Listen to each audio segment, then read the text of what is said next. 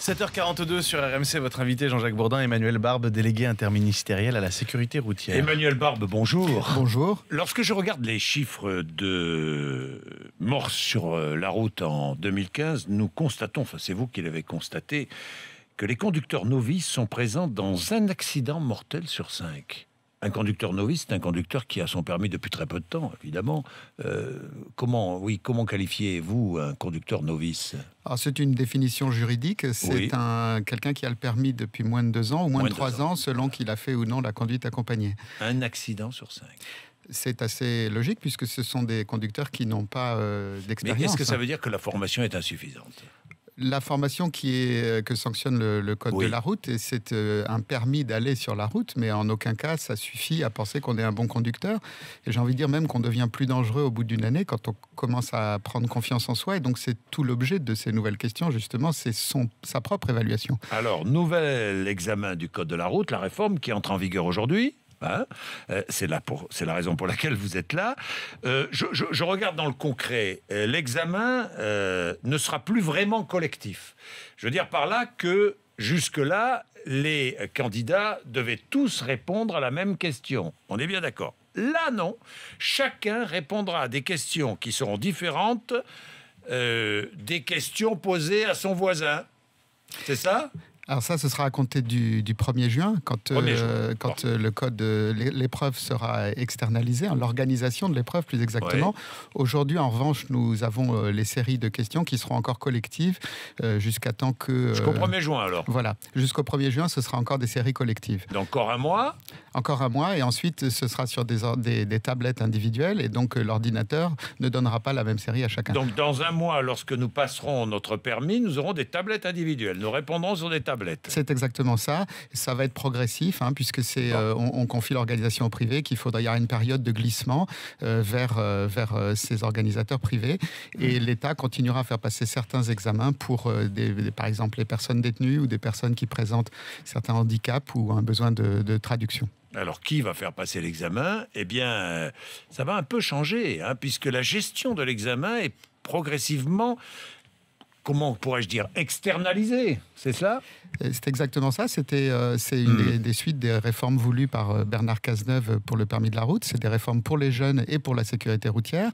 Et là, l'idée, c'est en externalisant, c'est-à-dire en confiant à des opérateurs privés uniquement l'organisation de ces examens, de permettre à la fois qu'il y ait plus de lieux d'examen, plus de plages d'examen, et puis aussi d'installer beaucoup mieux la nouvelle série de questions, puisqu'elles sont sur des supports plus modernes, plus technologiques, que favorise évidemment l'utilisation des tablettes individuelles. L'examinateur ne va pas changer. L'examinateur, c'est un ordinateur qui est celui du ministère de l'Intérieur. Voilà. Un ordinateur du ministère de l'Intérieur. Simplement, c'est externalisé. J'ai vu que des agents de la Poste vont pouvoir superviser le passage du permis, du code évidemment. Alors, pour l'instant, ces organisateurs doivent se faire connaître. Le décret est paru il y a quelques jours. Il y aura la Poste, elle a déjà... Et qui encore ? Et il y aura d'autres sociétés dont on attend les candidatures dans les jours qui viennent. Des sociétés publiques, privées ? Des sociétés privées, c'est le but. Des sociétés privées. Je le répète, il s'agit juste de faire à des sociétés privées l'organisation, c'est-à-dire une sorte de manutention des ordinateurs. Vous vendez, vous externalisez l'organisation du passage du code dans le permis de conduire. C'est exactement ça, dans des conditions de sécurité optimales. Et l'avantage de cela, évidemment, mais Bernard Cazeneuve le présentera aujourd'hui beaucoup mieux que je ne vais le faire, c'est de permettre à des inspecteurs du permis de conduire de redisposer de plus de temps pour d'autres missions. Voilà, donc des entreprises privées feront passer le permis, quoi. Oui, enfin, ce feront passer d'abord. Organiser le passage du permis. C'est pas le permis, c'est le code. Et deuxièmement, encore une fois, c'est gérer le contact avec les ordinateurs du ministère de l'Intérieur. Donc il n'y a aucune appréciation par la société privée de la compétence, qu'on soit clair. Mais ça, j'imagine quand même. Non, mais j'imagine. À l'avenir, certaines questions seront basées sur des clips vidéo, c'est vrai ? C'est exactement ça. C'était aussi ce qu'a voulu Bernard Cazeneuve en renouvelant les questions qu'il avait trouvées vieillottes. Et du coup, on s'adapte aux jeunes et à leur leur mode de communication. Donc un format 16/9 de bien meilleure qualité, des vidéos et aussi des vues d'aigle, comme on voit aujourd'hui sur les GPS. Et le but, c'est de s'adresser aux jeunes qui sont en majorité à passer le code avec des questions qui sont beaucoup... on présente la situation aux jeunes. C'est ça. Et on lui demande de réagir. C'est ça. C'est-à-dire qu'on cherche à travers ces questions, les règles sont les mêmes. Elles n'ont pas changé, vous l'avez bien dit sur votre antenne ce matin. Les règles sont les mêmes, mais ce qu'on cherche, c'est à susciter chez le jeune une analyse de la situation par rapport à la prudence, par rapport au comportement. Ce qui est sensible par rapport ici aussi, c'est de voir que des fois, il y a le droit de faire une chose, mais la prudence commande de ne pas le faire. Et il y a aussi beaucoup de questions qui sont sur l'auto-évaluation par le jeune de ses propres capacités. Vous avez commencé à juste titre par la dangerosité pour les novices de la route. Bien sûr. Eh bien, c'est l'idée de vous dire, attention, vous êtes jeune, vous savez peu, en fait. Oui. Et donc, la façon dont les questions sont posées oriente le type de formation que nous souhaitons à travers le code, qui est en fait intimement lié à la pratique. Alors, l'idée, c'est d'améliorer effectivement la connaissance du code, mais la deuxième idée, c'est de raccourcir les délais.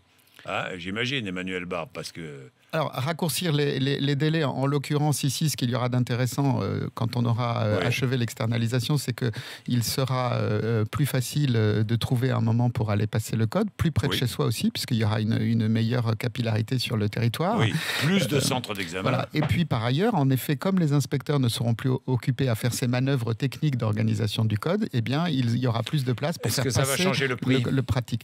Alors, ça devient payant, c'est un prix de 30 € qui est fixe, mais qui est c'est-à-dire qu'on va payer 30 € pour passer le code. Oui, bien sûr, mais avant, vous étiez beaucoup plus loin de chez vous, donc des fois, il fallait poser une demi-journée de congé, il fallait payer des frais d'accompagnement. C'est-à-dire que le code de la route, passer le code va coûter 30 €. C'est ça, exactement.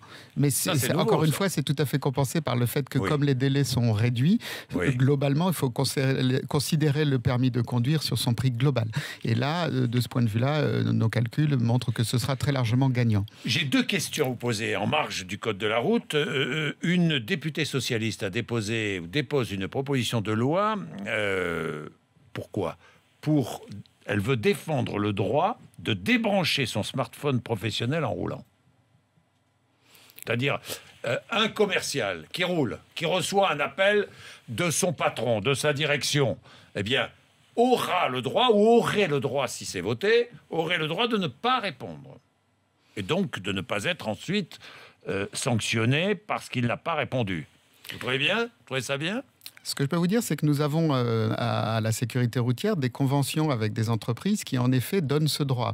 Donc, je suppose que cette députée s'est inspirée de ça.